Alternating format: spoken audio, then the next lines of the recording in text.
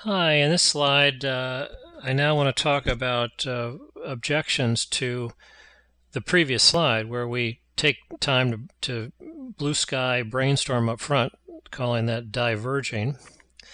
Then, hey, think about it, be gentle, creative, stew on it, whatever, and then we'll get together and we'll sort of winnow it down and get a little bit more critical and try to zero in on the best idea.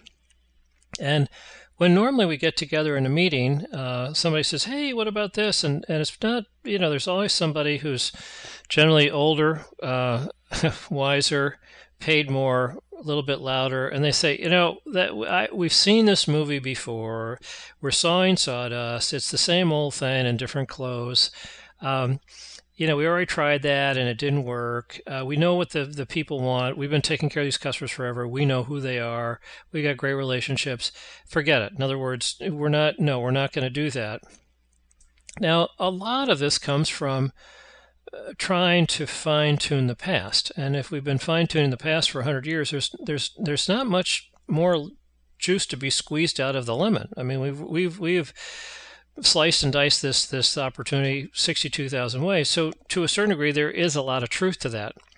However, when we start looking at net profit, ranking reports, and we see, wildly profitable and wildly unprofitable elements in our business, and we don't even know why, they're the symptoms.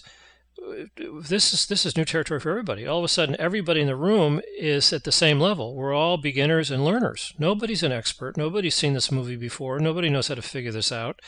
If they had, we wouldn't have these, huge cross subsidies going on in the business. So, to a certain degree, these are habits that we've had for a long time, and we've got to just be mindful that there are habits. And so our first reaction is to kind of nitpick, put it down. Let's just get back to business. Stop wasting time.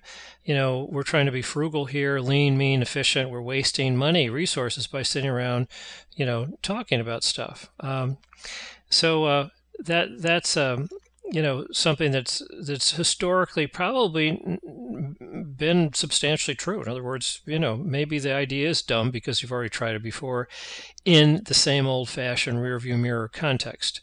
However, going forward, what will happen is you'll hear these same kinds of objections, but they'll be also coming from, gee, we're doing deep dive analytics for root causes, and I don't know what I'm seeing here, or I have an idea, but I don't know what the answer is, and I'm used to being the answer man. I'm the oldest, wisest, highest paid guy around here. I'm supposed to be the expert leading these people. I'm the teacher of the class. I'm supposed to know. Well, again, as I say, this is new terrain, and everybody has to sort of say, "Hey, we're all beginners. That's no problem. Let's work together and figure this out." We'll find that when we go to silo managers and we say, hey, dude, here's a way to lower your total procurement cost. And they're thinking, wait a minute, they want to consolidate my shopping time and my paperwork and my expediting. That is my job. So I don't, I'm into job security. I don't want to liquidate my job because I dynamically can't figure out what I could do at next level, higher value for my company. So they're immediately going to say, "Oh, no, that we're different. We don't have those costs. Those are minimal. We're all here anyway." I mean, they'll come up with a rationalization because they just want to keep doing what they're doing. When we go look at customers' latent needs, latent means they don't see them either. So when we go out and ask certain questions, they'll go, well, I don't know. I mean, it's just what we do. And we have to have a third ear to say, well, what if? Da da da da da. Oh, wow. Well, I never thought of that before, but God, you do that. That'd be fantastic. Great. Bingo. We've identified a latent need. There's some people who are used to, being experts in their small area that again, the habit is whatever the question is, I've got an answer fast. That's what an expert is. You got to have fast, right answers, right? So you just sort of say, look, here's the answer. Let's do it. So let's just do this, and then we'll get ready, and then we'll aim, as opposed to let's get ready, let's aim and fire.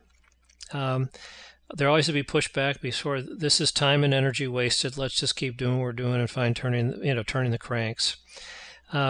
But the answer really to extra resources is, well, if we're pushing the wheel and we're focusing on the 1% of the most profitable, unprofitable, customers or items, huge upside potential if we can get an insight and do a smart experiment and fail forward. This isn't going to take much time. It isn't going to take a lot of resources.